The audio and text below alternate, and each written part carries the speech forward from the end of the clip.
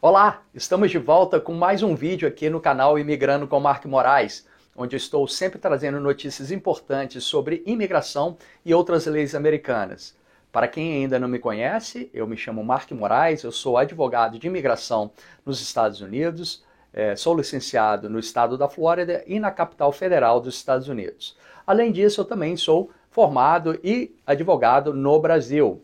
Eu sou o único brasileiro americano advogado em 2 países que trabalhou nas 3 maiores agências de imigração do governo federal americano. Eu fui um policial federal de imigração e alfândega no Aeroporto Internacional de Miami. Eu fui também um oficial de asilo político e refugiado perante o USCIS, além de ter sido um promotor de imigração nas cortes federais. Eu fui um promotor do ICE.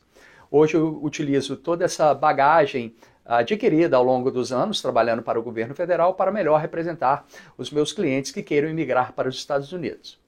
Hoje eu vou trazer uma notícia bem importante, bem interessante, aí, que pode trazer esperança para as pessoas que ainda depositam as fichas, depositam a confiança de que vai sair uma reforma imigratória, que saiu recentemente a notícia de um plano C para tentar aí aprovar a reforma de imigração. Tendo em vista que o plano A e o B não deram certo, agora eles vêm com um plano C menos ambicioso, mas que pode ajudar muita gente. Então fiquem ligados aí na notícia. Em 29 de setembro, a parlamentar do Senado emitiu seu segundo parecer negativo sobre as disposições de legalização apresentadas a ela pelos democratas. Desta vez com relação àquele plano B, a atualização da data de registro e a seção 245I.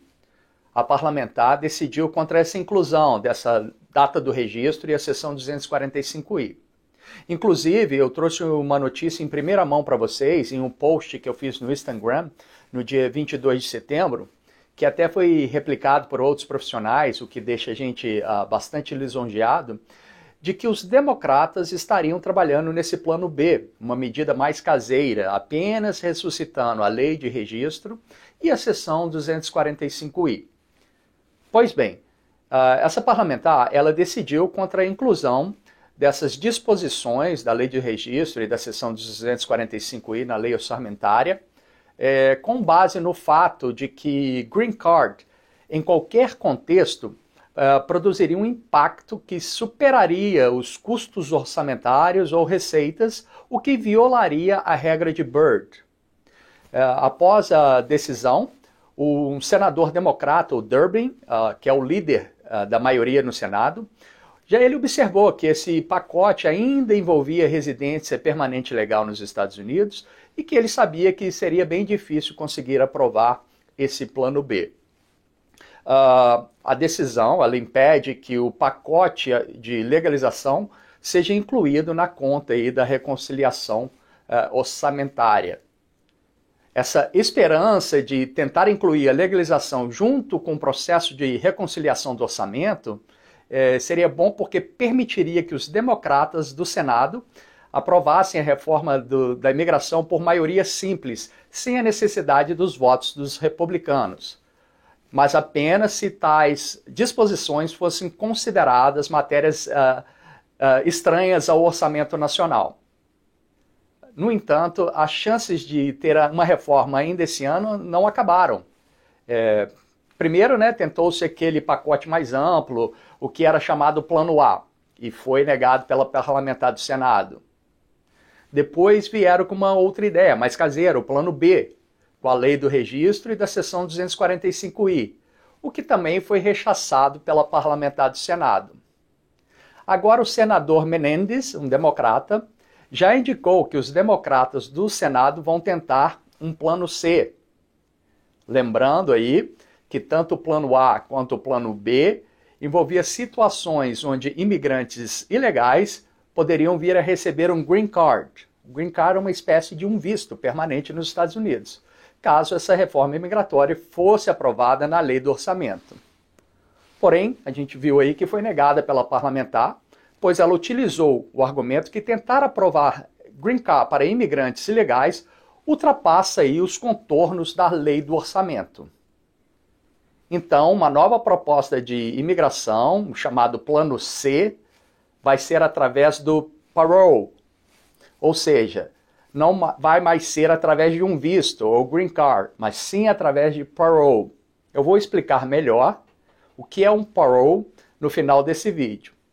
Portanto, o próximo plano da fila é essa opção de parole, que não é tão ambiciosa quanto as duas primeiras, mas que traz um alívio para um número significativo de pessoas que estão aqui sem qualquer documentação e sem qualquer capacidade de ter uma permissão para trabalhar.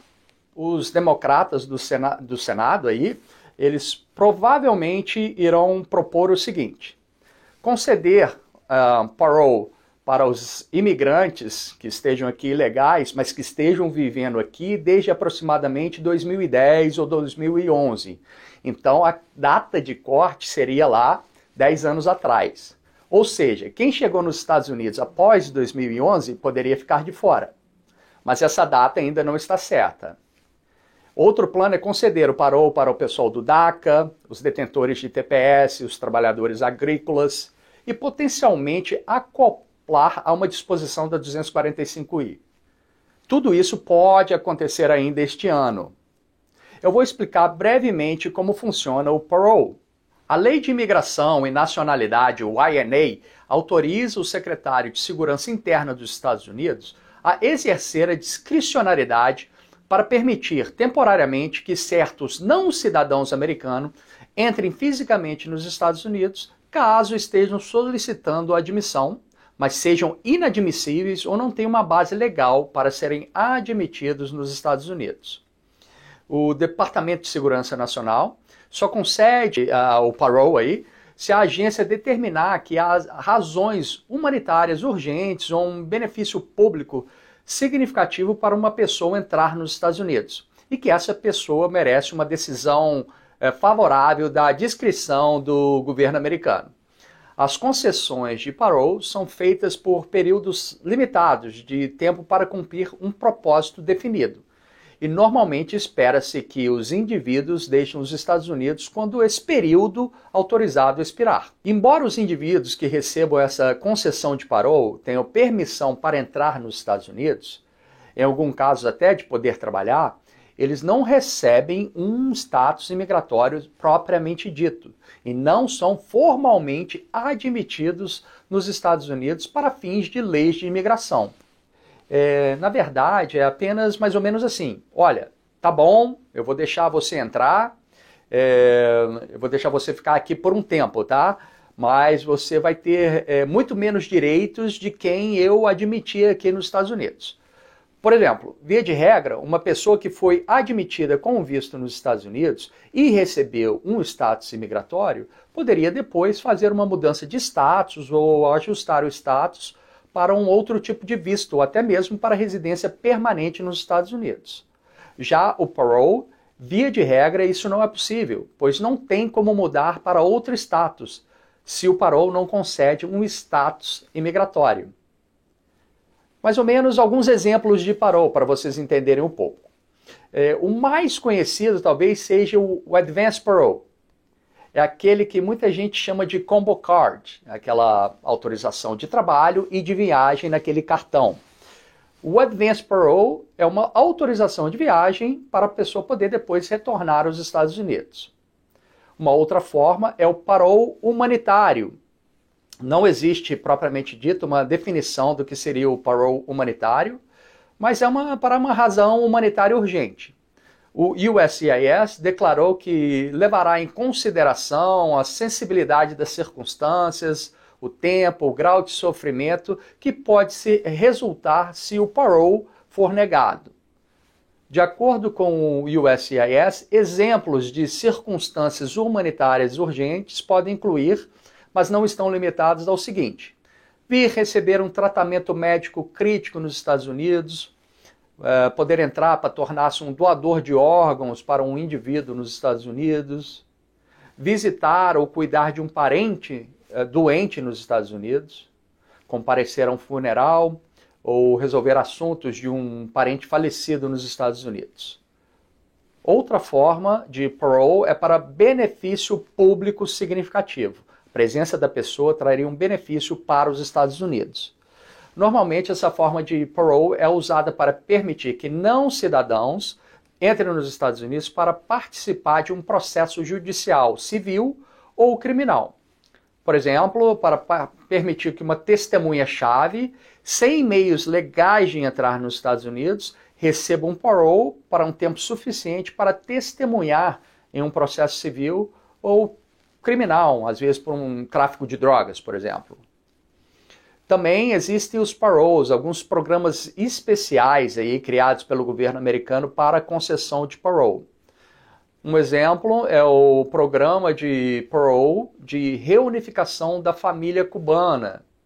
Foi estabelecido ali por volta de 2007 e o programa permite que certos cidadãos norte-americanos e residentes permanentes legais entrem com uma petição de imigrante com base na família para que seus familiares em Cuba busquem parole para entrar aqui nos Estados Unidos enquanto aguarda a liberação desse visto. Se o parole for aprovado, esses cubanos que vierem poderiam inclusive ser elegíveis para uma autorização de trabalho enquanto espera que o visto de imigrante esteja disponível para eles. Da mesma forma que tem esse programa de parole de reunificação de cubanos, tem também para a família haitiana. Esse programa de TPS aí para os haitianos foi criado em 2014 e o programa permite que certos cidadãos norte-americanos elegíveis e os residentes permanentes legais se inscrevam para dar parole para parentes no Haiti que também estão aguardando a emissão de um visto. Tá? Esse geralmente é para 18 a 36 meses. Uma vez nos Estados Unidos, também com parole, eles podem solicitar aí a autorização de trabalho.